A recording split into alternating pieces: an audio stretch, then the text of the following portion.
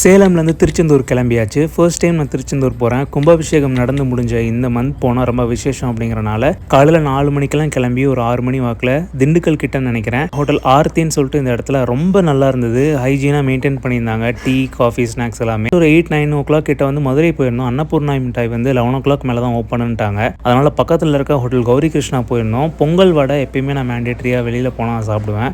ரொம்ப நல்லா இருந்தது. எக்ஸ்ட்ராடினரியான ஒரு டேஸ்ட்டு கௌரி கிருஷ்ணாவில். நீங்கள் டெஃபினட்டாக மதுரை சைட் போனீங்கன்னா கொஞ்சம் ஊருக்குள்ளே போய் சாப்பிட்ற மாதிரி தான் இருக்கும். இங்கே டெஃபினட்டாக போய் ட்ரை பண்ணுங்கள். டேஸ்ட் ரொம்பவே நல்லா இருந்தது. ப்ரைஸும் ரீசனபிளான ஒரு ப்ரைஸ் தான். பொங்கல்லாம் நான் சாப்பிட்டு முடிச்சுட்டு அடுத்து பூரி ஆர்டர் பண்ணியிருந்தேன். அதுவும் வந்து டேஸ்ட் ரொம்ப நல்லாவே பண்ணியிருந்தாங்க. நல்ல கூட்டம் ரெஸ்டாரண்ட். சாப்பிட்டு முடிச்சுட்டு அடுத்து நான் எங்கெங்கெல்லாம் போயிட்டுருக்கேன், போகிற வழியில் என்னென்னலாம் பார்த்தேன் அப்படின்றத வீடியோவாக போடுறேன். சேனலில் ஃபர்ஸ்ட் டைம் ஒரு சீரீஸ் போட போகிறேன். திருச்செந்தூர் சீரீஸ் மறக்காமல் பாருங்கள். தேங்க்யூ.